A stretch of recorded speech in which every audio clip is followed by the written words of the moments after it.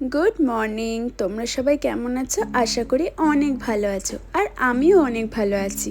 আজকের ব্লগটা এখান থেকেই শুরু করছি। আজকে ছিল আমার ছোট্ট বুগির শ্যুট। এবার তোমরা বুঝতেই পারছো আজকে কি হতে চলেছে। এইটুকু বাচ্চার শ্যুট মানে কী লেভেলের যে হ্যারাসমেন্ট হয় মেকআপ আর্টিস্টের আর তার সাথে তার মায়ের, সেটা তোমরা না দেখলে কিছুতেই বুঝতে পারবে না। ওর কল টাইম কিন্তু অনেক লেটেই ছিল। ওকে আগে আগে নিয়ে এসেছি কেন জানো? ও আজকে হবে হচ্ছে কার্তিক, আর যে মডেল সে হবে হচ্ছে উমা।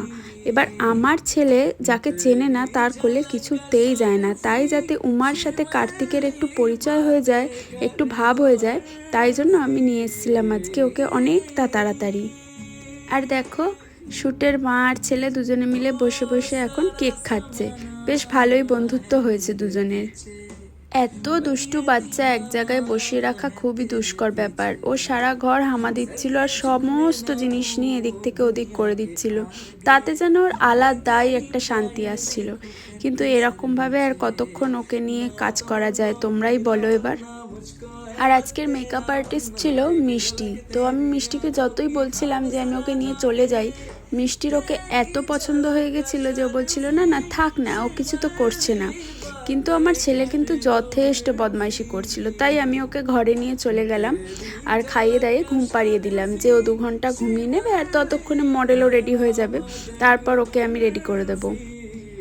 ও ঘুমিয়ে পড়ার পরে আমি নিজেও পরোটা বানিয়ে খেয়ে নিলাম। সেদিনকে ছিল শনিবার, তাই খাবারের অ্যারেঞ্জমেন্ট করার পরেও আমি খেতে পারিনি, যেহেতু দিনটা ছিল আমার নিরামিষ। আর এই দেখো আমার লাঞ্চ রেডি, এবার আমি খেয়ে নিই।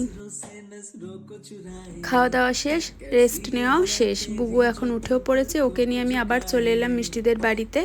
নিয়ে টুকটুক করে ওকে ওর জুয়েলারিটা আর ধুতিটা পরিয়ে দিলাম। ওর গায়ে একটু আঁকাঝোঁকা করা গেলে বেশ ভালোই হতো, কিন্তু আমার ছেলে এতই শান্ত যে এইটা পরাতেই আমি পুরো নাজেহাল হয়ে গেছিলাম। খাটের মধ্যে এত কিছু জিনিস ছিল যে ও ওগুলো দেখে ভাবছিল আগে আমি কোনটা ধরবো। যতই হোক, একদমই তো ছোট্ট বাচ্চা বলো, সবে মাত্র 11 মাস বয়স ওর। এইবার যেখানে শ্যুট হবে সেইখানে ওকে নিয়ে চলে এসেছিলাম। আর দেখো, ওর হাত থেকে ওই মালাটা খুলেও যাচ্ছিল। কি করব বলো, ঠিক করে তো সেটও করতে দেয়নি ও। আর ওই যে দেখো, আমাদের মডেল বসেও পড়েছে শ্যুটের জন্য, কিন্তু আমার ছেলেকে আর ধরে রাখা যাচ্ছিল না। তাই তাড়াতাড়ি ফটোগ্রাফার ভাইকে আমি বললাম যে আগে বুক শ্যুটটা করে নাও, তারপরে তুমি প্লিজ মডেলকে ছেড়ো, কারণ আমি আর ওকে রাখতে পারছি না। তো সেই মতো দাদাভাই বলল যে ঠিক আছে, তুমি ওকে কোলে তুলে দাও মডেলের, আমিও শ্যুটটা করে নিচ্ছি। এইবার শুরু হলো আসল স্ট্রাগল জীবনের। ও তো কারোর কোলে যায় না, তাই মুখটা হারিয়ে করে বসেছিল। অনেক কষ্ট করে ওকে হাসানোর চেষ্টা করছিলাম আমরা। ওকে হাসাতে গিয়ে আমরা সত্যি পুরো টায়ার্ড হয়ে গেছিলাম। তোমরা দেখো আমাদের অবস্থা কি হয়ে দাঁড়িয়েছে শেষে। আজকের ওয়েদারটা ভালো হওয়া সত্ত্বেও আমাদের গা দিয়ে যেন বুগুলো ঘাম বার করে দিয়েছিল পুরো।